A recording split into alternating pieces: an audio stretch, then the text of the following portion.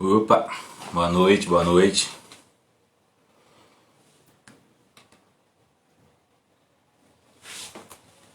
Boa noite, galera. Vamos chegando aí. Eu sou o Luziel e daqui a pouco eu me apresento um pouco melhor, mas fiquei com a gente que vai ter um bate-papo bem legal hoje aqui sobre masculinidade, sobre paternidade, temas muito importantes, né, para a sociedade, sobretudo no momento atual, onde os pais estão em casa. Então, bora chegando aí. E aí, quem já tá aí, no caso é o Jader, pode conferir pra mim se o áudio tá bom, se o vídeo tá tranquilo, porque aí a gente já resolve logo. Beleza? Boa noite, Jader. Obrigado pelo convite.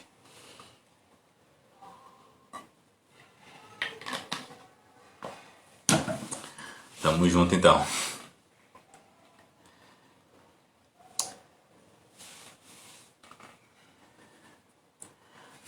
Edenilson, boa noite. Também, cara, seja bem-vindo. Acho que o Léo tá aí no perfil do Paternidade Sem Frescura. Já vou aceitar ele aqui. Só um minuto.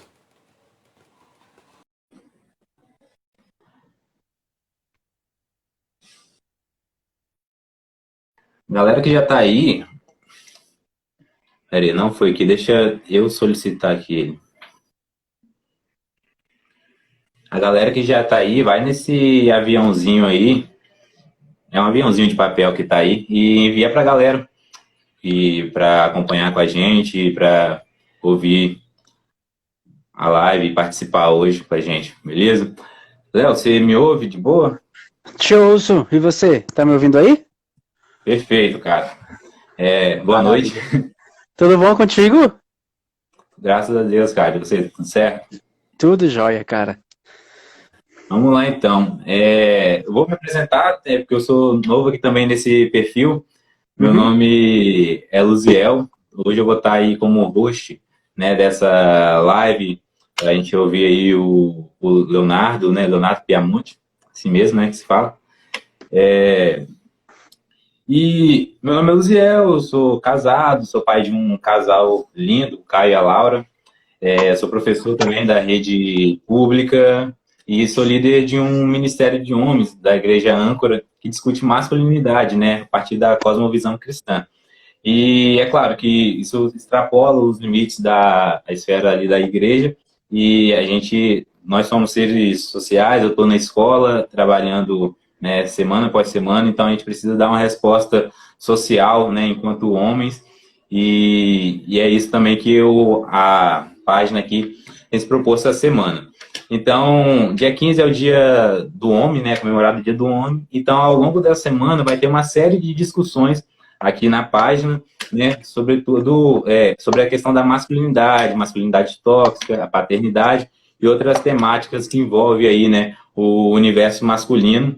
E para quem está chegando aí a primeira vez, a Diálogos Sociais, se eu errar, o Jader vai me corrigir aí, é uma empresa de consultoria, treinamento, produção de conteúdo também, né, que tenta aproximar aí pessoas que querem fazer o bem, instituições, né, que querem ajudar, com pessoas que precisam ser ajudadas, beleza?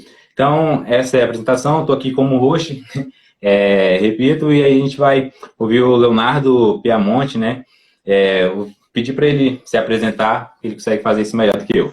Boa noite novamente, o espaço é seu, cara. Tá bom, obrigado.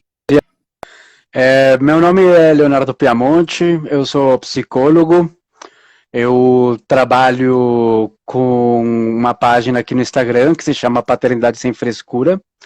Também faço parte de um coletivo que se chama Balaio de Pais, que é um grupo de pais que faz 7 anos trabalha em espaços corporativos e espaços sociais, que nem o SESC, Senai, esses espaços para tentar levar um pouco de discussão a respeito da paternidade e da masculinidade.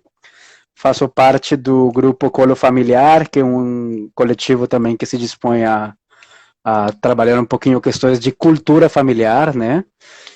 Sou colaborador ocasional de alguns sites, como Papo de Homem, como outra iniciativa que chama Mother True, e acho que meu projeto mais relevante e recente é ter participado no documentário do Silêncio dos Homens, que atingiu 1 milhão de visualizações essa semana.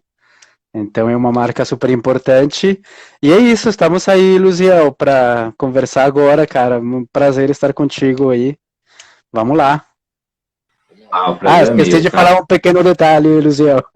Sou pai de 3 meninos, né?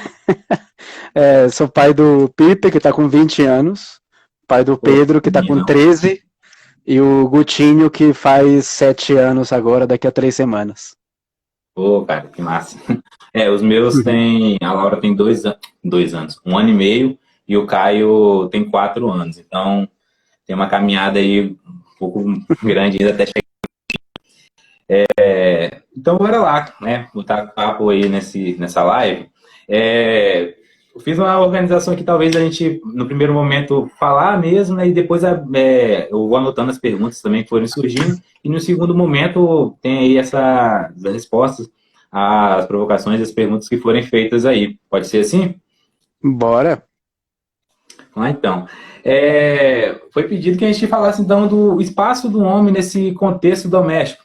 A gente está vivendo um período de pandemia, né? Como todos já sabem.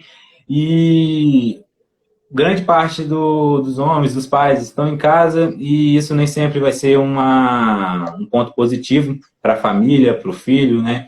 Então, o primeiro momento, a primeira pergunta que eu queria fazer é como que a gente pode, então, tentar fazer reconstruções de homens como responsáveis, né? Como um dos responsáveis pelas famílias. A gente sabe que os homens são responsáveis também e tem que desempenhar esse papel, só que muitas vezes há uma dificuldade de leitura ou uma má vontade até, e a gente, enquanto homem, acaba se colocando de forma opressora, de forma agressiva, até mesmo dentro de casa, não só com os filhos, mas também com as esposas. E aí eu queria que você falasse um pouco sobre isso, né? Como que a gente pode reconstruir, ou o que você vê aí a respeito desse papel do homem dentro de casa, né? Como responsável pela família. Não sei se ficou claro isso.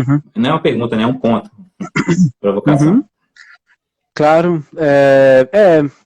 Realmente, assim, o que a gente encontra num lar, digamos, quando a gente fala de uma composição, não sei, entre um homem e uma mulher, vamos dizer assim, é uma grande diferença, assim, na forma em que os dois entendem o cuidado e os dois entendem qual que é a sua função, né?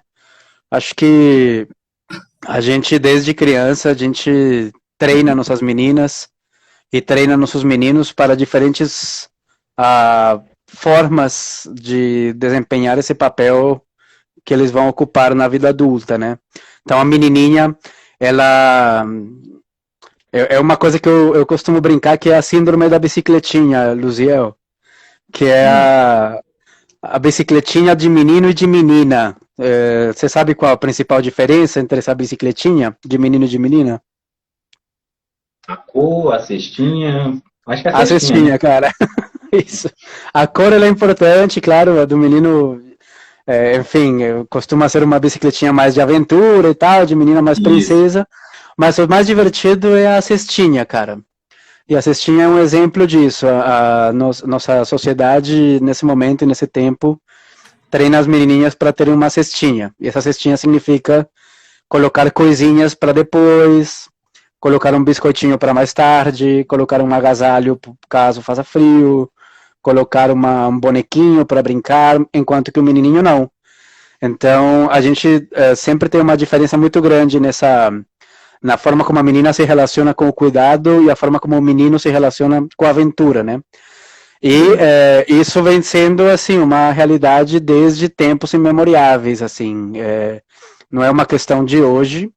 Na verdade, assim, uma menina ela é treinada para cuidar do outro e o menino é treinado para alguém cuidar dele. E isso vai se consolidar no momento em que esses dois se encontram para terem filhos, né?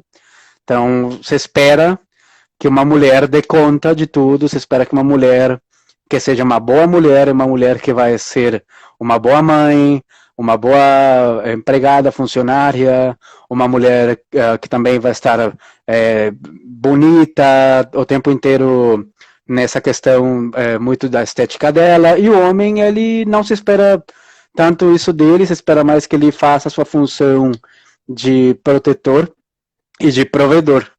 E isso talvez nos leva a umas teorias que nos falam das 3 P's da paternidade tradicional, que seria procriar, né? A nossa primeira P, nosso primeiro P, que seria procriar. Então a gente tem filhos e coloca o sobrenome neles.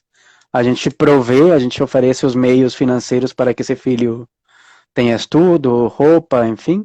E a gente protege, ou seja, aí a gente vê aquelas falas desse pai assim de se olhar para minha filha tá morto, se bater no meu filho eu bato, né?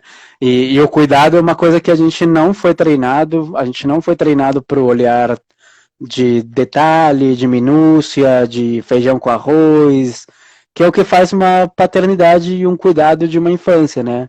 Tem meinha na gaveta, cuequinha, calcinha, número suficiente, sabe, como é que tá a unha, a alimentação da criança, enfim, eu acho que por ali já começa a ter uma diferença grande. A gente vê também que esse você falou da cestinha é bem legal, eu nunca tinha feito essa analogia. E, de certo modo, desde pequenos, né, vai então sendo colocado um peso aí sobre a mulher, né? A menina vai sendo acostumada ou forçada a entender que o lugar dela é esse lugar de cuidado, esse lugar onde ele tem que cuidar, sobretudo dos afazeres domésticos ou da comida que precisa ser comida depois. E aí agora nesse período de quarentena, né, ou de isolamento social, os homens estão em casa e nada muda, né? Porque geralmente porque o homem tem que sair, esse primeiro P aí, o segundo P, né, que é prover. Então o cara sai de casa porque ele vai trabalhar e vai trazer o sustento para casa, né? É uma ideia que a gente tem. Mas e dentro de casa, o que é feito, né, por esse cara? Então, precisa a gente repensar o cuidado, né, o desconstruir algumas coisas que foram construídas ao longo do tempo em relação à masculinidade, ao menino aventureiro, e essa aventura é sempre para fora, nunca é pensada para dentro, né? Nunca é pensado em um cuidado no dia a dia ali, e até porque é uma aventura você estar dentro de casa e trabalhar. Eu consegui tirar esse tempo aqui agora, mas a gente fez todo um esquema aqui de conseguir dar banho, dar janta. Então, a aventura, geralmente, do homem é sempre pensado para a rua e não pensado para casa. Então, isso é um problema, né? Talvez aí a gente vê a questão desse abandono e a ausência do pai, sobretudo no período da gravidez, eu queria saber o que você acha a respeito disso, ou comentar que isso, então, seria o que cria esse ideal, esse imaginário do homem que ele não precisa se preocupar, ele só vai fazer o primeiro P lá, que é procriar, e aí a gravidez ele é deixado de lá, ele não precisa participar. E por que eu falo isso? Né? Tenho 2 e estou um pouco mais recente. E a gente vê que parte dos homens, primeiramente, obviamente, essa questão de uma ausência na gravidez, mas a gente vê que as instituições, os espaços ainda não estão preparados também para atender esses pais que querem participar. Eu, por exemplo, no pré-natal dos meus 2 filhos, tentei acompanhar a minha esposa, sempre quando eu podia eu estava presente, e quando a minha filha nasceu, por exemplo, teve a primeira vacina dela, eu morava do lado da unidade de saúde, então fui levar ela para tomar a vacina, né? Era só levar lá, minha casa era em frente praticamente. E atravessar a rua e voltar para casa. E aí o olhar de espanto, né, das enfermeiras, mas cadê a mãe? Então, tipo assim, pô, cadê a mãe? Eu tô aqui, agora não interessa, minha filha tá aqui para tomar vacina, não é para saber se tem mãe. E poucas vezes são perguntados cadê o pai, né? Quando é perguntado cadê a mãe, coitado do cara, né? Mas quando é a mãe, não, essa daí provavelmente, né, não fez por merecer ter alguém do lado ou coisa do tipo. Eu queria que você comentasse um pouco sobre essa questão aí dessa ausência, que eu acredito que seja muito ligado a essa construção que foi feita aí desde sempre do cara não precisar cuidar, e isso vai sendo posto aí na cestinha da mulher, e isso se repete na gravidez, na gestação, e após a gestação também, né? Uhum, sim, total. Isso é um drama antigo, digamos. Eu estou recentemente tentando analisar um pouquinho para um livro que eu estou escrevendo a respeito de carga mental para homens. De onde vêm essas construções todas, né? E é Sim, engraçado como a Grécia antiga ela já se depara com uma questão assim de homem pertencendo à polis, né, ao espaço social aberto, cidade, domínio público, e a mulher pertencendo a oikos, que seria a casa, o lar, a intimidade, o privado. Isso é uma construção muito antiga. O que a gente está discutindo aqui não é as últimas tendências, digamos. O que a gente está discutindo é a forma como a gente se organizou como sociedade, em sim. que assim que a gente cria, digamos, a propriedade privada, digamos assim que a gente chama um pedaço de terra de meu, a forma como homens e mulheres decidiram fazer esse combinado de eu vou me encarregar como homem de trazer o sustento e tu vai te encarregar de tomar conta da prole, é uma coisa que a gente vê assim, em 99% das comunidades, sociedades estudadas do mundo. Então, Uhum. essa discussão que a gente está tendo agora no Diálogos Sociais, ela é basicamente um contramovimento contra uma história de mais de 14 mil anos de sofisticação e evolução, né? Então, eu acho que isso que você comenta é muito interessante, porque claro, você, eu e muitas pessoas talvez assistindo e tudo mais, estamos querendo um movimento diferente. A gente acredita numa coisa diferente. Mas uma Uhum. revolução, ela começa com isso, ela começa com uma crença diferente. Eu acredito que eu posso fazer uma coisa diferente do que já existe.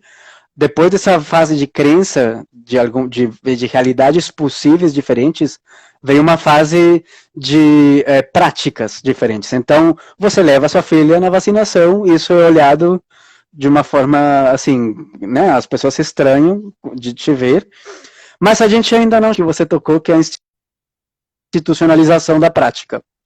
Então, a gente mora num país em que o carnaval é mais longo que a licença paternidade, por exemplo. Então, isso já diz muito da sociedade onde a gente está, né?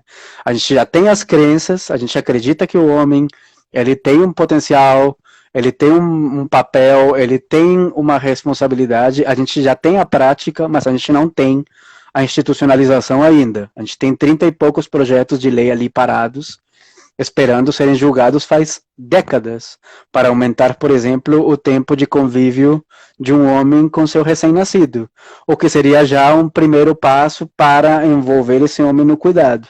Que o Exato. cuidado, como você sabe, é uma coisa do dia a dia. O cuidado não é uma coisa que o cuidado ele não se oferece na eventualidade. O cuidado se oferece nisso aí, em botar para dormir, em botar para comer, em contar historinha, naquela coisa que é minúcia quase que invisível, né, Luciel? Uma Sim. coisa que, assim, que não é heróica, que não é celebrada, que não merece uma foto no Instagram, que é uma coisa assim do dia a dia, né? E que a gente, como homem, aprendeu a não dar muito valor a isso, precisamente porque o nosso negócio é a aventura, o nosso negócio é a grandiosidade, a coisa toda, enorme, gigante. E me lembrou muito uma história de um cara esses dias que me contava que levou a filhinha a passear no parque e homem esqueceu o casaco e aí Nossa. veio uma. Assim, acontece. E aí veio uma tiazinha no parque e falou: Olha, moço, cadê a mãe? Porque ela tá sem agasalho e a mãe deixou sair assim, e a mãe não mandou um agasalho, e a mãe. Ou seja, a mãe nem na cena tava, mas ela é culpada e ela é responsabilizada por não ter o casaco, sendo que a culpa era evidentemente toda, né, do pai que estava ali que não tinha Sim, levado o casaquinho dela, né? verdade. E aí a gente precisa colocar, então, essas minúcias, isso que a gente entende do dia a dia, que é algo que pode estar mudando, né? Você tem 3 filhos, então, para você é bem claro isso, né? De que, às vezes, você vê aqui um trejeito do seu filho e você olha assim, caraca, eu nunca ensinei isso a ele, eu nunca falei nada com ele, nunca pedi para ele se comportar assim, e você olha aquele franzido na testa, o olhar dele é muito de você. Então, a gente o pai, né? É essa referência, e dentro de casa ele é esse primeiro contato dele com o que seria uma masculinidade, aquilo que ele vai aprender como masculinidade.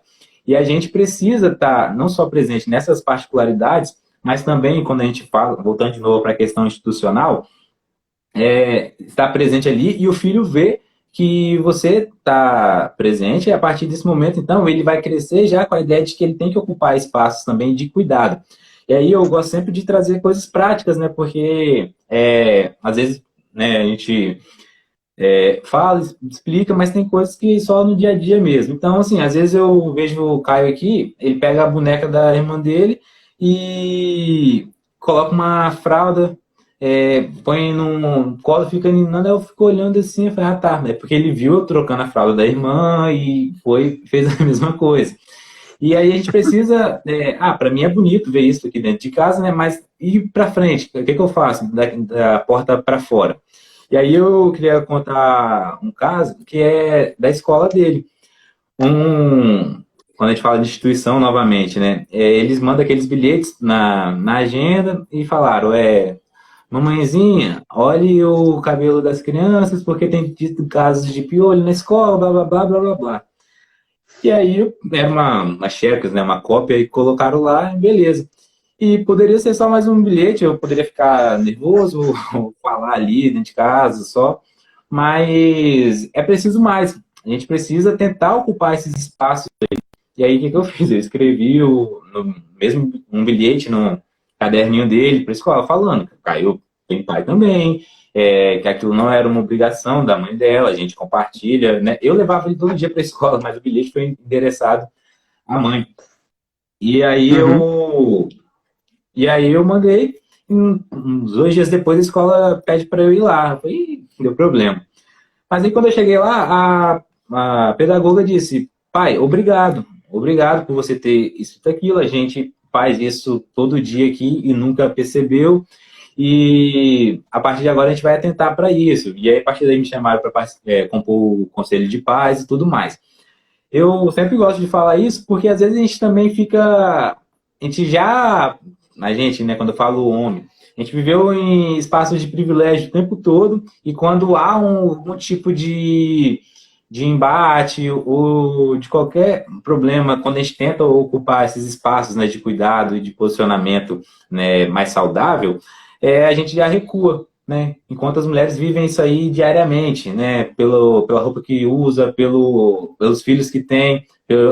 A gente ainda reclama que tem uma licença paternidade curta, né? E muitas são mandadas embora, né? Porque podem engravidar novamente ou engravidar. Então, eu acho que precisa ter um posicionamento dos pais de forma mais prática mesmo, de chegar, de ocupar e de, às vezes, a professora só queria que um pai tiver, às vezes só precisava que alguém chegasse para ela e falasse aquilo ali para ela se tocar. E aí, a partir daquele momento ali, eu percebi que houve mais espaço para os pais, perguntas. Então, é necessário um posicionamento e o homem parar também de não vou colocar um papel de vítima, porque não sei se cabe aqui, mas de entender que há um contexto que foi estabelecido aí há milhares de anos, como você já falou, e que a gente precisa fazer um movimento. Né? Todo movimento, Uhum. todo exercício no começo, ele é mais. Ele é doloroso, precisa de um tempo, precisa de uma rotina, precisa de uma persistência, de uma constância, mas precisa ser começado. O que não pode é a gente se acomodar e ficar reclamando e não fazer nada. Verdade. Eu acho incrível, isso que você fala eu acho muito legal, porque assim, ver o teu filho com uma fraldinha, com um paninho, tentando cuidar de um bebê, eu acho assim a coisa mais bonita. E eu acho esse tipo de intimidade realmente o que é muito saudável, né? Eu, por exemplo, faz umas 2 semanas eu recebi uma crítica muito forte do meu filho do meio por causa de como eu lavo louça, assim. E assim, eu não sei como meu pai lava a louça, cara. Eu honestamente não sei se ele gasta muita água, muito sabão, ou não sei, detergente, enfim. Eu não tenho essa intimidade com ele. O meu filho, sem me colocar nunca como exemplo de absolutamente nada, mas para trazer um pouquinho do dia a dia, o meu filho sabe como eu lavo louça e eu sei como ele lava louça, a gente não concorda, mas os dois lavamos louça, entende? Então passa por uma coisa disso, logicamente, de eles verem fazer. É uma coisa muito, muito interessante como eles. Você pode até falar o que você quiser, mas eles aprendem muito mais vendo do que ouvindo. E, cara, eu acho isso assim demais. Eu acho demais. Eu acho que tem aquela história, não sei se tu já ouviu, Luziel, do elefante, que ele, quando ele é bebezinho, ele é amarrado com uma corda, a pata amarra para ele não fugir, né? Quando estão domesticando ele na Índia, especificamente, eles amarram a pata do elefante para ele ficar lá quietinho. Esse elefante cresce e os caras sabem que um elefante, né, desse tamanho, ele não vai ser uma cordinha com uma estaca ali no chão que vai segurar ele. Só que o elefante, ele fica com isso na cabeça dele. E aí, então, nem precisa mais amarrar como tal. Somente prendem uma corda na pata dele e ele já não foge mais. E a gente, às vezes, tem esse fenômeno na nossa vida de homens, né? A gente se esconde muito nisso de, minha mulher não me deixou. Ah, sim, eu até tentei me envolver mais, mas, poxa, o trabalho. Ah, eu até queria estar mais presente no dia dos meus filhos, mas, poxa, eu tô cansado, né? Então, realmente eu acho que você falou tudo, é um lugar de ocupação. Eu acho que esse convite, talvez, que fica para todos nós como homens, passa por um lugar de desempoderamento, primeiro, desse espaço público, um desempoderamento dos espaços de poder, um desempoderamento da capacidade de decisão. Assim, até o jeito de a gente dirigir, sabe? Tipo, quem que dirige sempre o carro, cara? Assim, por que o homem sempre que dirige e não tem um revezamento, sabe? Assim, a gente tem que desocupar espaços e começar a ocupar outros. E isso que você foi fazer na escola, eu acho que é isso. Uma fala amorosa de, olha, vamos, assim, um convite a endereçar os bilhetinhos da escola para mães e pais, né? Vamos promover um pouco essa saúde, né, familiar, sem cair um pouco numa das coisas que eu acho que são mais complicadas para esse pai, que é a vaidade, né? Esse exercício egóico de, mas por que não envolvem o pai? Eu sou um puta pai, eu sou até melhor que a mãe, enfim. Acho que não é por ali, né? Acho que é mais uma questão desse convite ali a ocupar sem necessariamente fazer disso o novo sintoma de protagonismo e de eu sou foda e eu resolvo. Acho que não é por ali. E também concordo 100% contigo, é um músculo.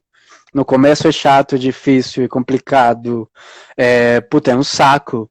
Quem tem filho em casa e quem tem filho pequeno sabe como é cansativo, como tem horas que tu fala assim, porra, preciso de um tempo, um espaço. É assim, não tem como ser diferente. O cuidado de um ser humano que está em formação é cansativo. E é cansativo como qualquer ato, como qualquer verbo, que eu acho que é isso, é músculo. Vai fazendo, é chatinho, vai se analisando, vai se ouvindo, vai se vendo. O que te enche o saco, o que não te enche o saco.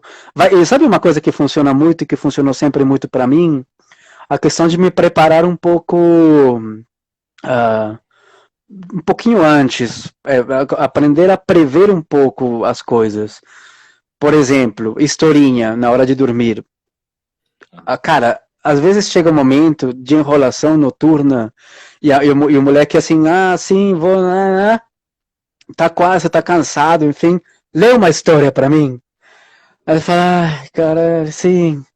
Mas, cara, eu fiz um exercício. ler uma história para um filho meu demora 7 minutos. 7 minutos, cara. Entre 7 e 10 minutos. Não é possível que não tenha isso para ele, cara. Não é possível. Então é isso. Ler uma historinha é 7 minutos. Então é isso que eu vou fazer. Então assim que vem a questão, lê uma história para mim. Leio. Leio. Pronto. Então acho que é isso. Praticar. Se exercitar o cuidado. Como, assim, fazer do cuidado um verbo. Cuidar. Mais do que cuidado, né? Oh, legal, cara. E assim, às vezes a gente fala, ah, falta tempo. Não sei se falta tempo, cara. Né? Agora, participei de uma live no sábado, o colega trouxe um dado, né? Que agora eu não me lembro de qual instituto que era, mas que falava que hoje os homens passam mais tempo em casa em comparação a nos períodos industriais, né, de urbanização, sobretudo no século passado. Então, assim, tempo tem. O que você precisa é colocar isso em prática. Tem aí, pô, 7 minutos. O que é 7 minutos, né, do dia? Eu já fiz o exercício de olhar no Instagram mesmo, tem lá a parte de sua atividade ou a coisa assim. É o tempo que você ficou no Instagram no dia. Cara, é assustador. A gente não se toca o tempo que a gente gasta nisso. Por que que eu vou ficar olhando, tentando olhar o mundo pela lente do celular, enquanto aqui dentro de casa, com os meus filhos, eu não dou essa mesma atenção? É muito preocupante isso, cara. Né? A gente ter tempo e não utilizar esse tempo. Isso é dramático. E é o que eu te digo, assim, sim, antes da Revolução Industrial, o cara estava lá em casa. A Revolução Industrial vem para tirar o homem do convívio do lar para botar ele no escritório, né? Essa pandemia foi interessantíssima nesse sentido, assim, é uma situação dramática. Eu não queria ter passado por isso, acho que a gente está vendo uma situação assim de muita dor e muita perda e muito sofrimento. Claro. Não é legal, não veio para ensinar nada pra gente, veio para matar mesmo, é uma coisa horrível, não deveria ter acontecido, tomara que acabe logo.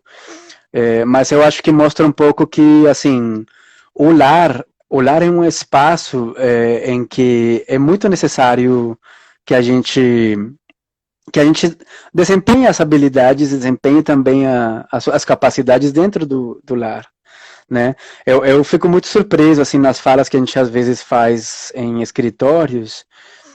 Assim, tem uns caras que tomam conta de continentes inteiros, com exércitos de vendas, com sistemas mega sofisticados de controle, e aqueles 7 minutos da leitura não vem. Aqueles 7 minutos, ou aquele planejamento de roupas, por exemplo, sabe? Uma coisa de...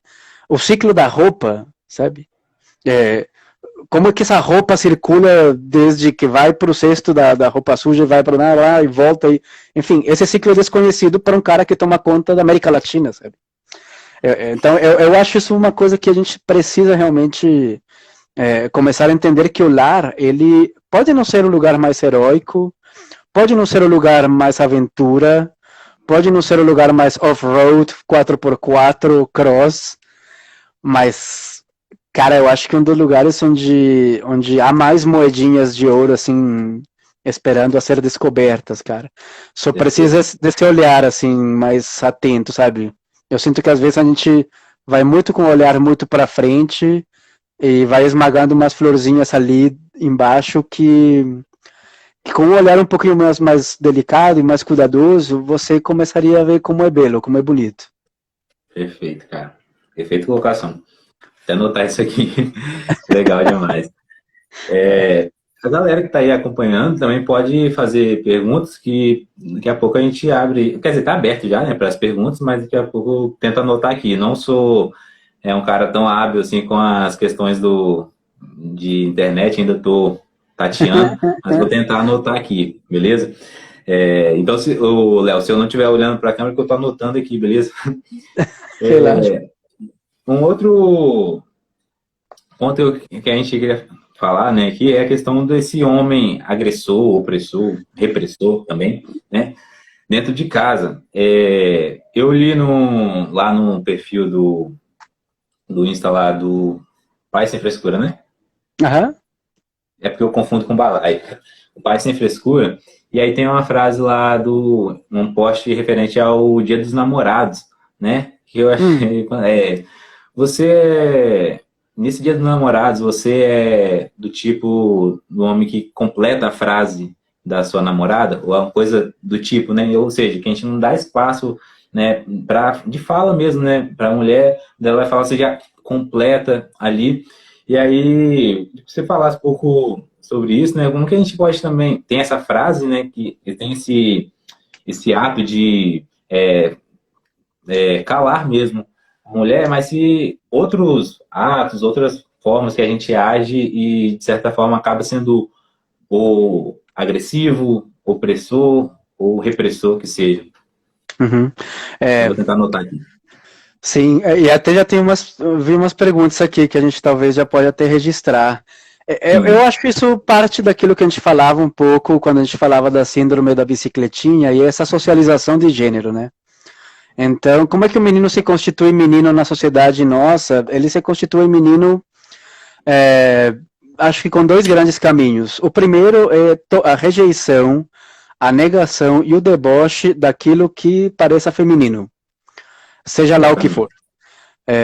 Seja a possibilidade de nomear sentimentos, seja a possibilidade de expressão corporal, seja na dança, no canto, seja na fragilidade, na vulnerabilidade, na profundidade do relacionamento.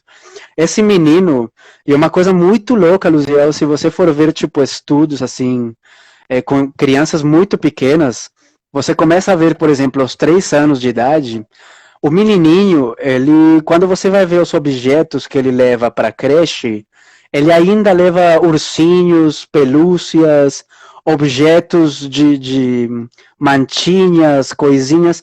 Aos 4 anos já não tanto. Aos 4, 5 anos vem esse mundo do super-herói, dessa figura do herói, que é uma figura bem complicada, porque é uma figura que vem para resolver, ela não vem para dialogar. Ela vem para eliminar o diferente. Tem uma lagartixa gigante tomando conta da cidade. Ele vem para matar essa lagartixa. Ele quase morre na tentativa de matar. Ele não delega, ele não tem conversa. E assim, do jeito que ele apareceu, ele vai embora. Ninguém sabe quem ele é, ninguém sabe. Então já começa a se constituir esse distanciamento do feminino no parquinho, no playground, né? E ao mesmo tempo que esse distanciamento do feminino, com tudo que ele abarca, que é expressão emocional, vulnerabilidade, capacidade de relacionamento, empatia e outra porção de coisas, há um aspiracional, há uma visão de Cristianos Ronaldos, de Neymares, de Anderson Silvas, de gente que se apoia num tripé de sucesso financeiro, sucesso sexual, sucesso físico, né? Então a gente não sabe, por exemplo, o Cristiano Ronaldo, a gente não sabe se ele é um cara que é um cara empático, amável, gentil. Não, a gente só vai entender ele como uma figura de poder, de uma figura de habilidade, uma figura constituída dentro de dentro de um esporte específico. E é assim que o nosso menininho cresce.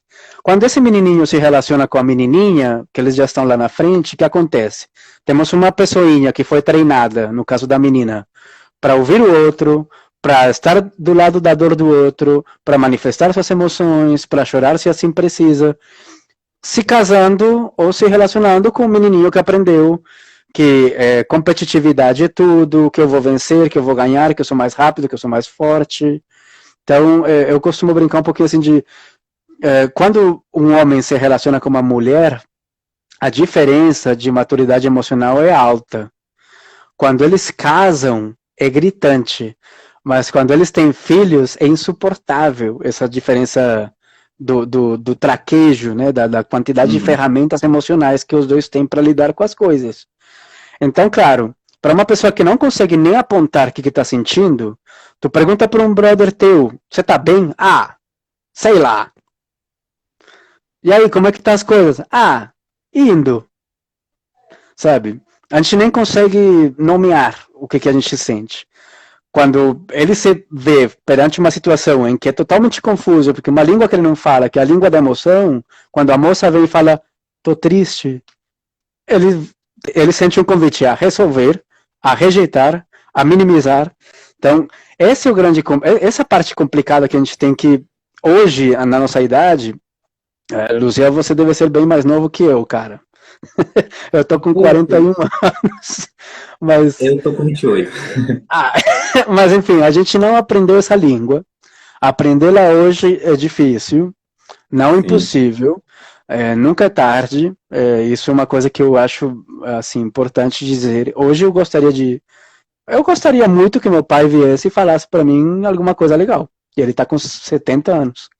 Nunca é tarde. Ele poderia perfeitamente aprender Uhum. isso agora e vir e falar alguma coisa legal para mim. Então, acho que nunca é tarde, né?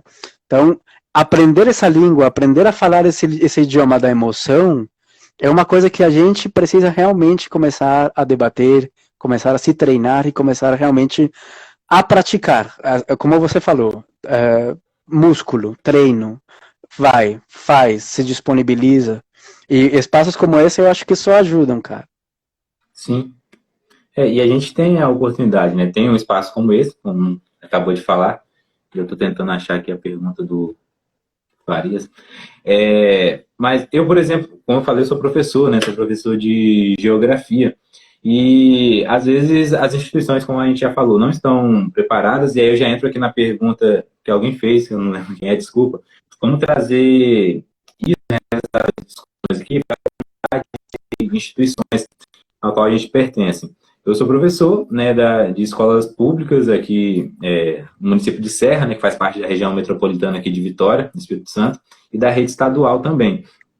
E teve, na semana lá próxima ao Carnaval, a gente tinha acabado de voltar das férias, e aí a gente tinha que definir qual atividade ia fazer, se era uma atividade referente ao Carnaval ou qualquer uma outra.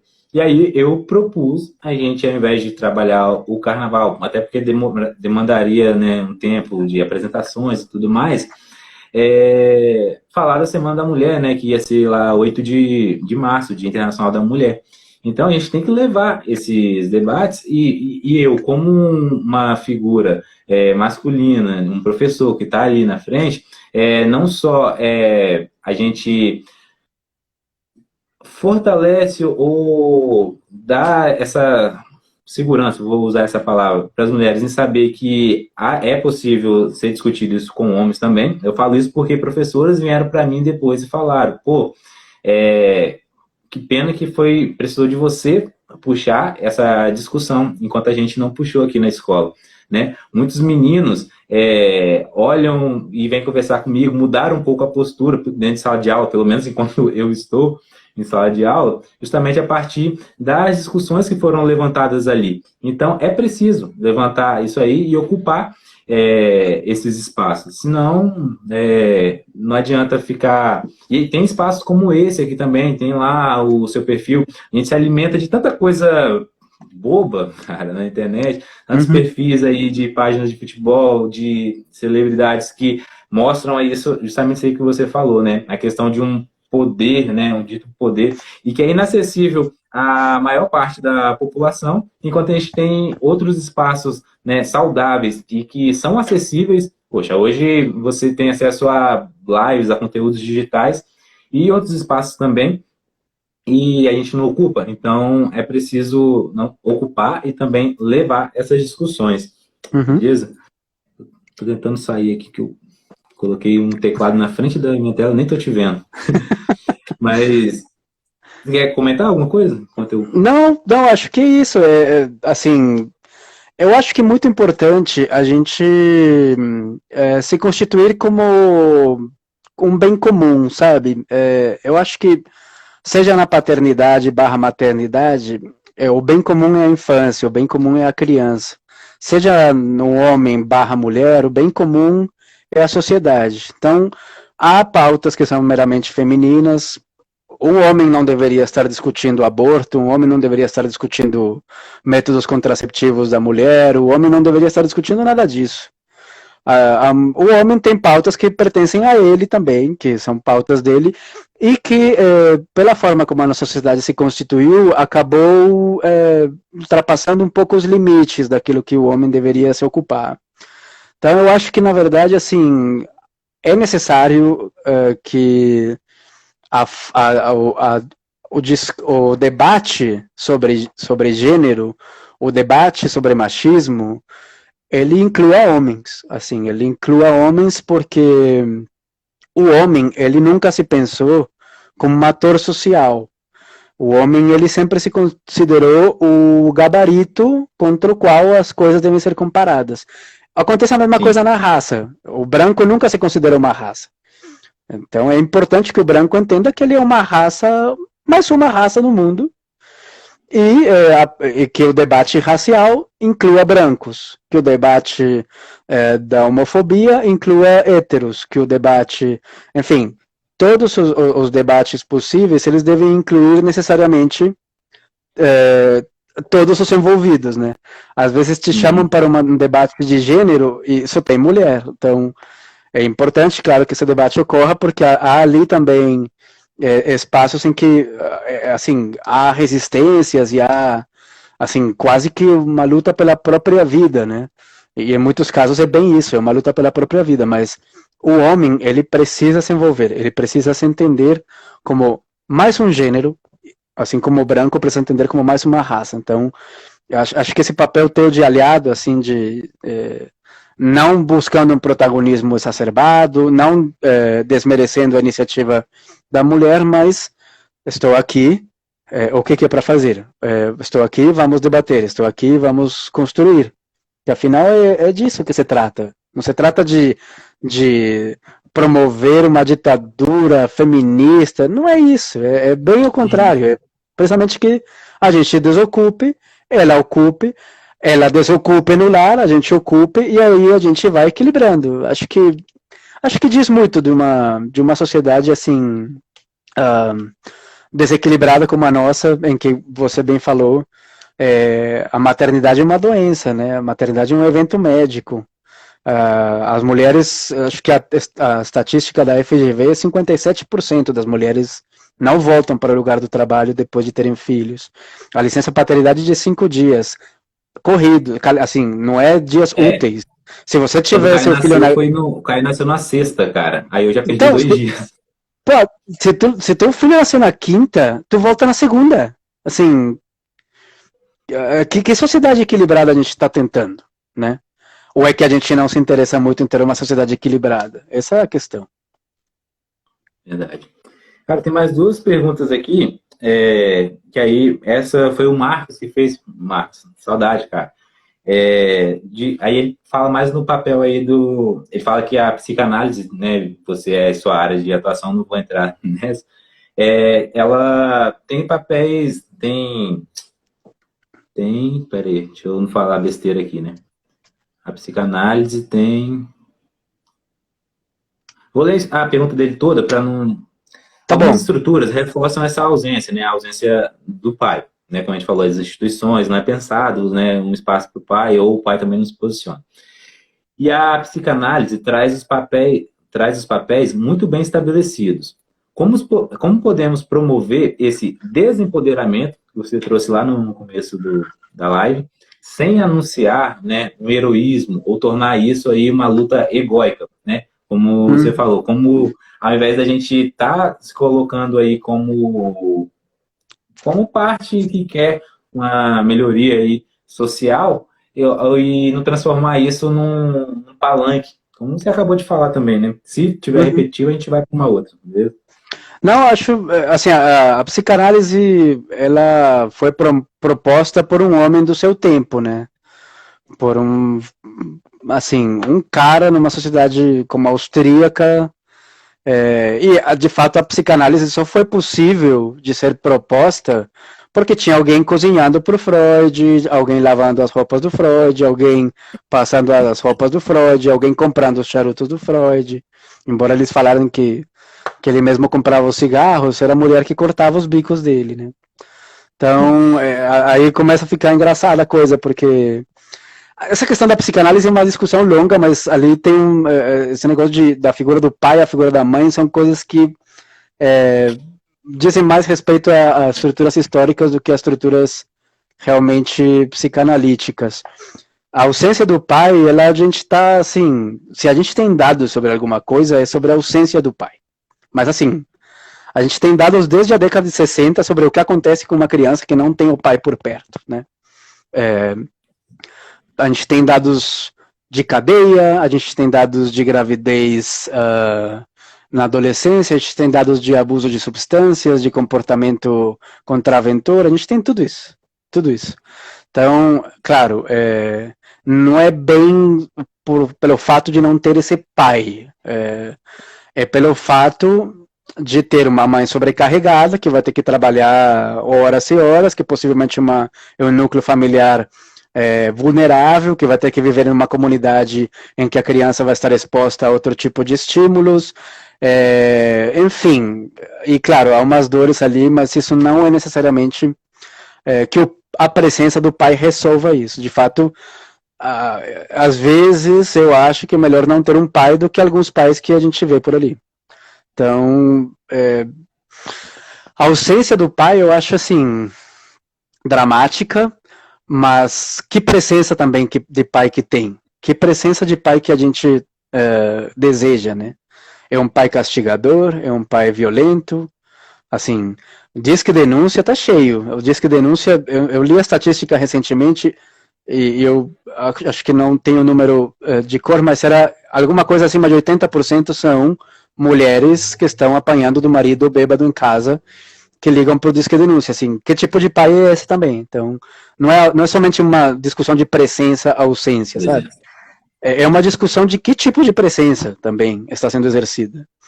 Então, quando eu digo que a gente tem que ter muito cuidado com a vaidade do pai bacana, com a vaidade do papai legal, é porque é muito fácil pra gente, homem, entrar nesse lugar de, puta, eu sou um paizão.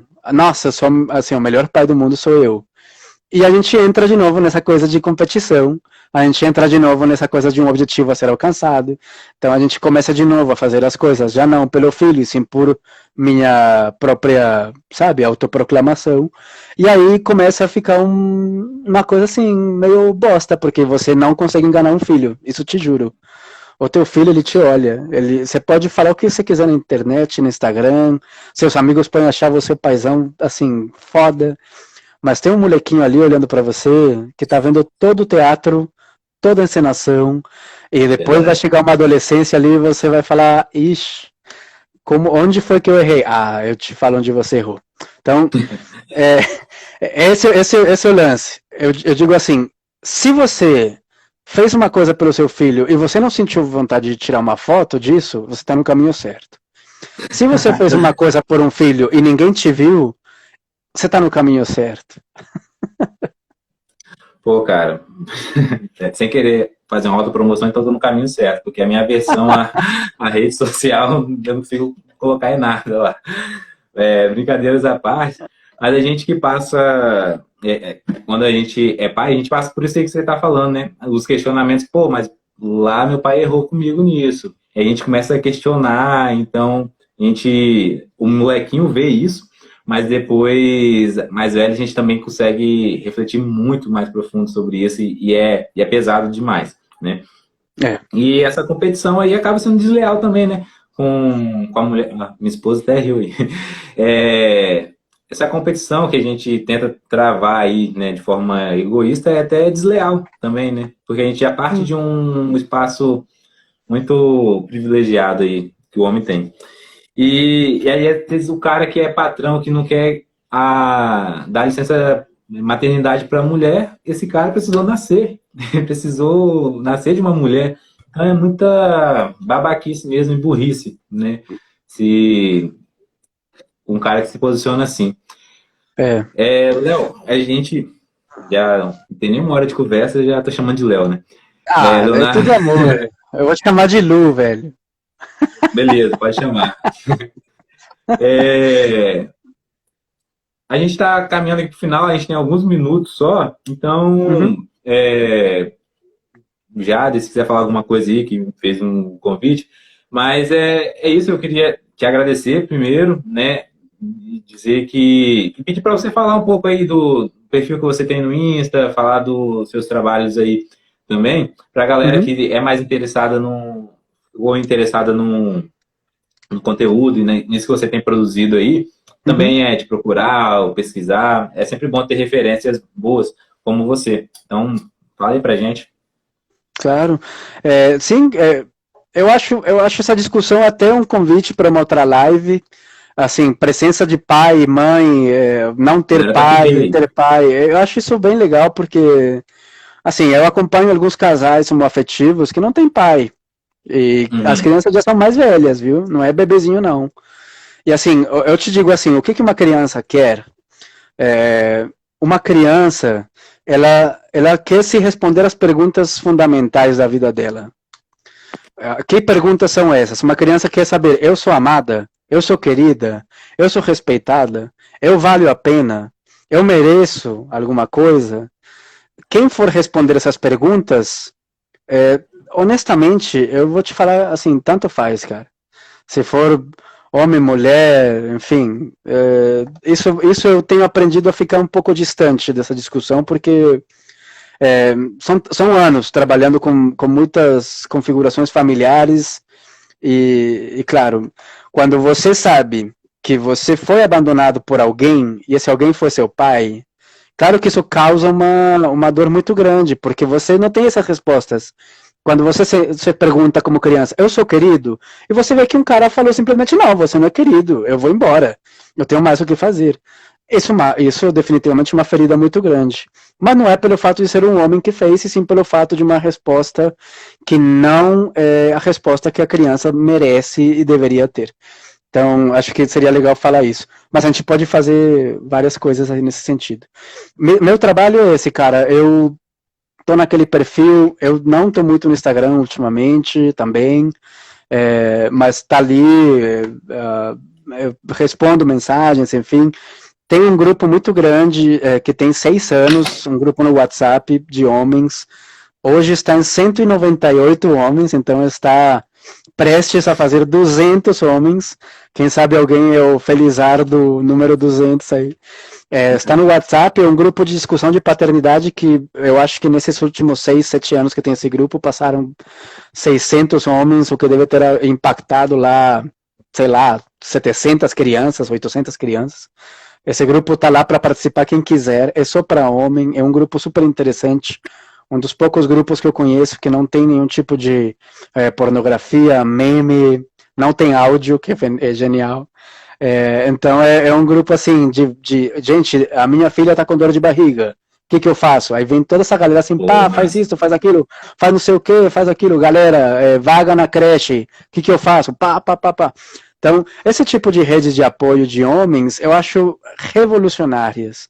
E isso é fazer, isso é... Agora, a ideia não é passar mais tempo no WhatsApp que com o filho, mas acho que tem né, tem um convite ali também que fica. Quem quiser, manda um direct aí, uma mensagenzinha que com todo o prazer do mundo eu vou incluir lá. E no mais é isso, tem o Espaço Mãe Oficial, que é um lugar onde a gente se encontra também, faz lives. Antes da pandemia a gente se encontrava em São Paulo, grupos de homens, para falar mesmo de tudo, de sexo, de frustração, enfim, de milhares de coisas. E qualquer coisa, cara, assim, se quiserem fazer uma reunião num Zoom, eu sou desses que, só me fala, que eu me massa. ajeito. Ah, valeu, Léo. Eu agradeço também, né, o convite da galera aí do Diálogos. Conheci o Léo a partir desse espaço aqui e já estou seguindo lá também. Então, galera, no Fly de divulgação tem lá o Instagram dele, tem as informações, vocês podem procurar. Chama no direct também aqui do Diálogos Sociais, qualquer informação a respeito de uma possível reunião no Zoom, o grupos ou qualquer outro espaço que a gente entre em contato, né? A gente, já estou falando pela galera do Diálogos. E tá aí, tá acabando. Obrigado, cara, novamente. E se acompanha aí a página durante a semana, vai ter muita discussão a respeito de masculinidade, que mais do que nunca é necessária, é urgente, algo real. A gente precisa estar aí se posicionando. Valeu, cara. Muito obrigado. Pitou aqui 30 segundos. Valeu. Falou, meu mano, muito obrigado, Luziel, um beijo pra ti. Beijo, abraço.